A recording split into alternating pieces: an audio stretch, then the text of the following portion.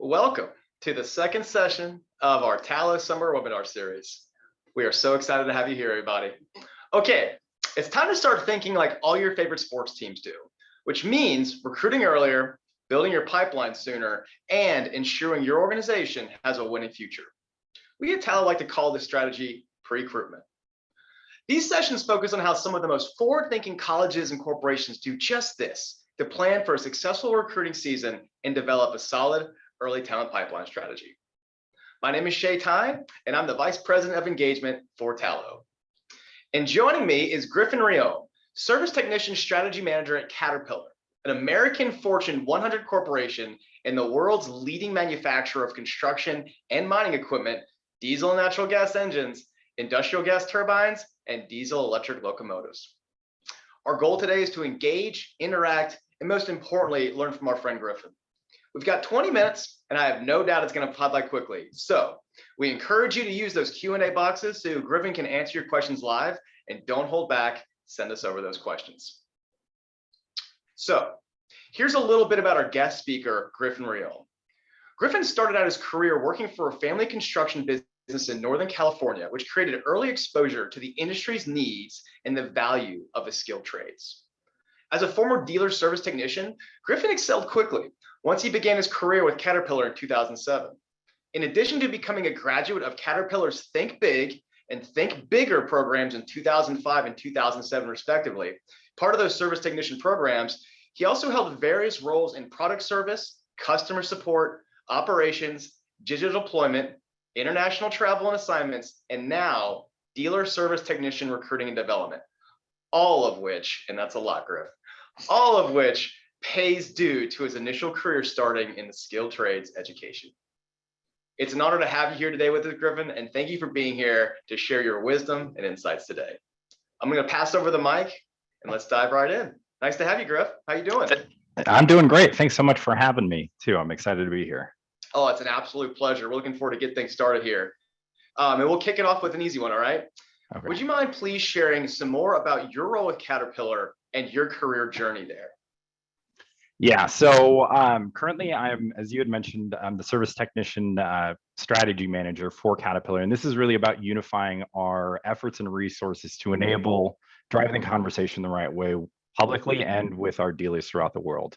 We have close to 200 dealers throughout the globe, all focusing on the need for skilled labor and wanting to grow their profitability and performance on top of that.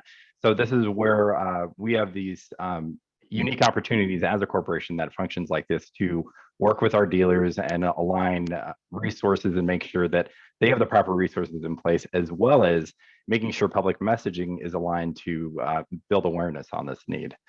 So it's a lot.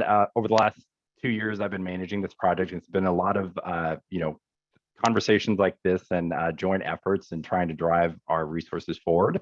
And then also making sure that we keep the public up to date as to what's going on. And that requires us to provide additional resources, public messaging in that space, and then also making sure that we're influencing and collaborating in the areas where we can, such as with government associations, local education partners, et cetera. So really trying to kind of handle this from all aspects. And as you can see in your space as well, there's no silver bullet. You got to do a lot of everything in order to drive the conversation. To your second part of your question, how do I kind of got into this role, which you highlighted earlier. So I grew up in Northern California in a family construction company. Being the boss's son, doesn't necessarily have the perks that everybody would think, especially in the construction company. Definitely spent a lot of summers cleaning out work trailers and then digging in the ditches. And what I also noticed, though, is how easy CAT product made my job as a laborer, and then as I kind of built up my skill set. In 2003, I was a senior in high school and got recruited I had a high school recruiter come to my welding class and talk about this Think Big program with Caterpillar. And that is what got me into this early employment program or early development program that we're talking about today. And then really just kind of launched things into the next level for me. I was super passionate about my education, my career then for the first time in my educational experience, because I was learning and working at the same time. And then kept going. I earned my associates, then I went on to get my bachelor's. In 2007, I completed the Think Bigger program and joined CAT Corporate and held various positions, all dealer facing. which was phenomenal in my position as well. That I had the experience as a technician. I also had the experience as a former customer, so to speak, and I knew the different sides of the business. So that really helped in gaining credibility and success as well. Every day of my life and every day of my career, there's something I pull out of my experience in the trades that helps me focus and drive things forward in this space. And additionally, that led to other awesome opportunities. I got to live in Sweden for a couple of years on behalf of Caterpillar, representing our product. And then, after doing some other rotations in service operations and digital, got a phenomenal phone call from one of our leaders to ask if I could come in and help in driving the strategy on service technicians. Throughout my entire career, the need for service technicians has always been part of the conversation. And for me, having benefited from our early employment programs as well as the entire experience, it's such a phenomenal way for me to give back and to be a part of the team again and to help drive this discussion. Cool. Well, I mean, I must say, it sounds like they get the right person for the job, from a senior in high school, and you've been able to have such a broad range of experiences with CAT, all the way through from, the starting out of the bottom and just be able to kind of like get your, forgive the pun, hands dirty with other different things, have experience in corporate, go work abroad. That really is reflective of what Caterpillar has to offer, especially at the early talent space. If you start early, all that is opened up to you. So would you say that's true to fact? Oh yeah, certainly. And just as a lot of people in the space see, you have to start the conversation earlier, before high school, because we know that typically those people that want to pursue post-secondary or college, they know freshman year of high school that that's what they want to do. Right. When we have people that want to pursue other areas, there's not really a narrative or discussion to help follow that, to give them that path. So that's why these programs like Think Big and some other additional programs that we've launched recently, such as Technicians for North America, really help us start that conversation and start building that relationship earlier in the educational career of these individuals that we're trying to get into our talent workforce. And that's something that we've been able to help you all with and work with you and collaborate on. And it's been really fun learning about it. And I'm sure the folks here in the webinar want to learn more about this Think Big program that you're talking about. Can you share a little bit more about that and the other early talent development programs you got going on over there? Yeah, so Think Big is one of our flagship programs. It's been around for over 20 years now. And again, was really trying to address the need of getting more skilled labor into the organization, but also recognizing that people don't work with their hands as much in their daily life or at home as they used to. When we had a lot more farming in our economy, as well as people having to be more dependent on fixing things versus going out and replacing it, we lost a lot of that skill set. So this program takes an awesome model in the sense that it does on-the-job training as well as more lab-focused education.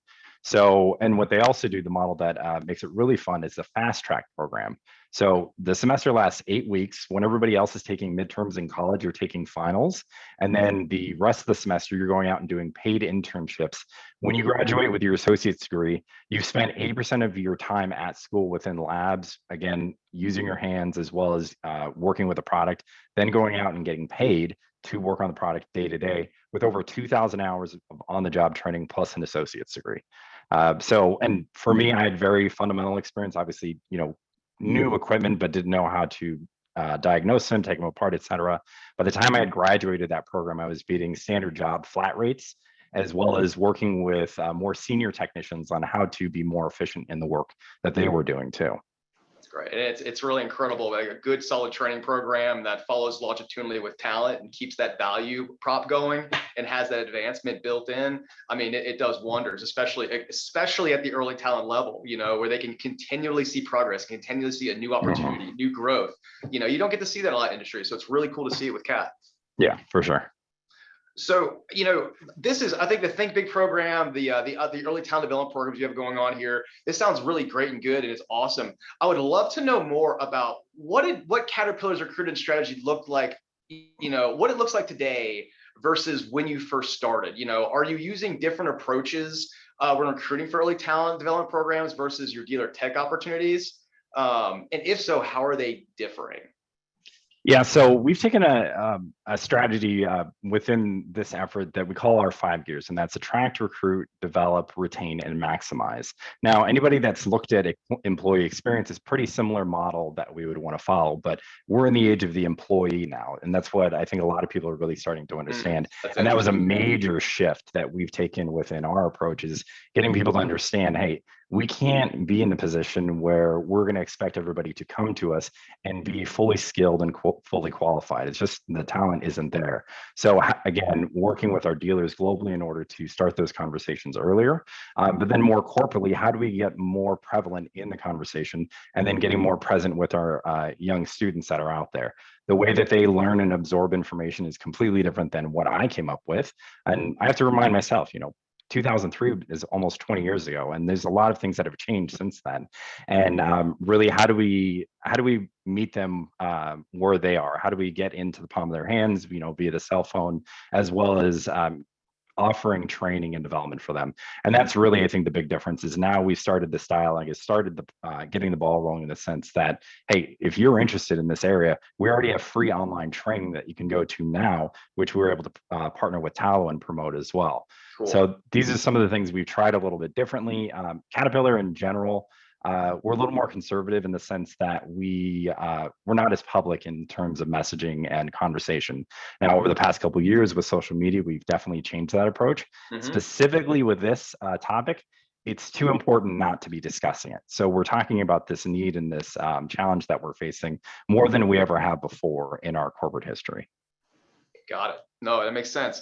And I do want to circle back to the Think Big program as part of the strategy. We have one of our attendees has a question, and that is do you work directly with schools for the Think Big program? Is that part of the kind of the promotion and marketing of it?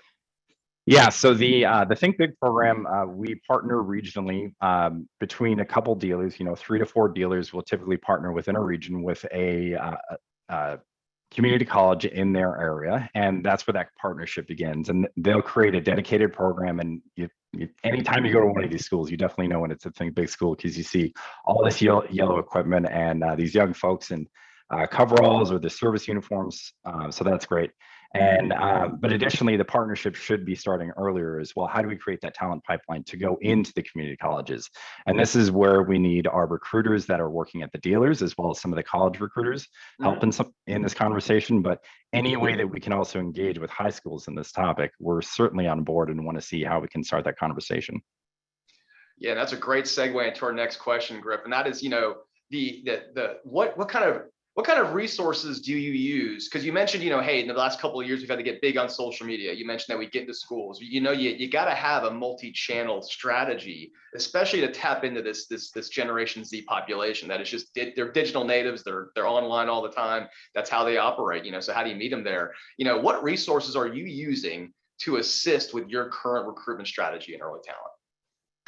So for us, if we go back to that 5-gear approach that I was talking about, and we'll focus on the first 2 to 3 in the sense of attract, recruit, and develop. So for us to attract, any one of these gears requires what I call your 3 Ps, and that's product, promotion, and perception. You have to have something physically or out there that's available for people to engage. You have to be promoting it so that more people are aware and you're gaining that momentum. And then you have to understand what the perception of your engagement is. Within the attraction space, it's our promotion on social media. It's creating that message. It's also promoting our Technicians for North America program that I talked about earlier, which is our pre-employment development.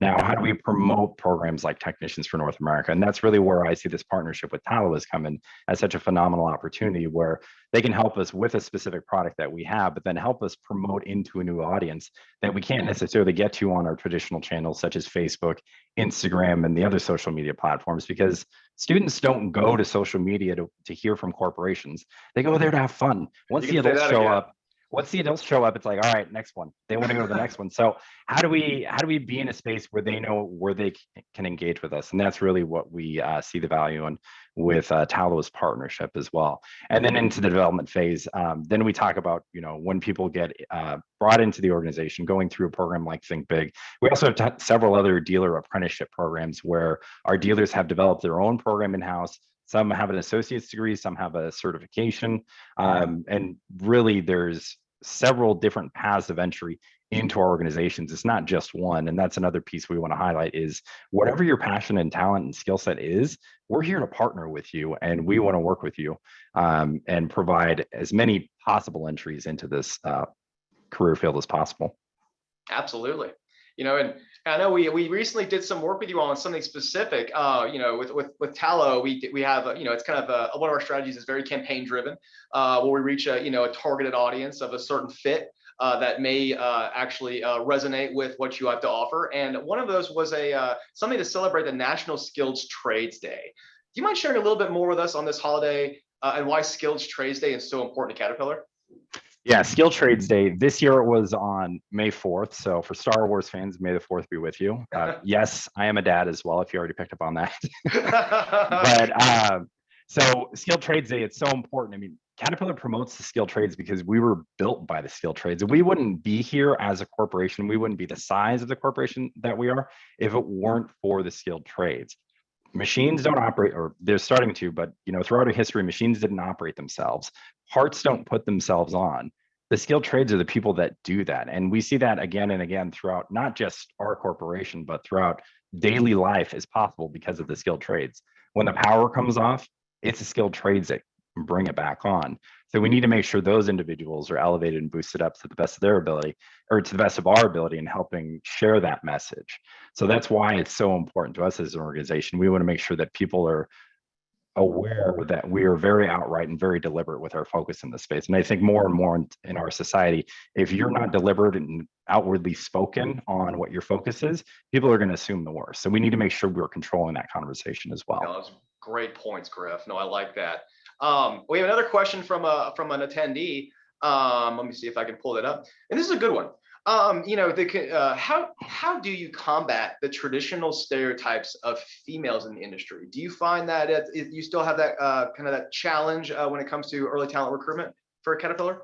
Yeah, we certainly face that challenge, and especially in the space of D&E, that we want to make sure that we're being more inclusive and that we're providing that equity where possible as well. And a lot of our narrative that have kept females and others out of the role are some of the key things that we're marketing now. And the role of a technician in the past was called dirty, or it was referred to as the 3Ds. That's dirty, dark, and dangerous, right? Mm-hmm. It was seen as hard work. You would have to probably have some of your shoulders, back replaced.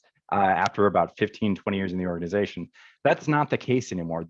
What that job is completely changed versus what I was doing just about 20 years ago. It's much more safer than it's ever been.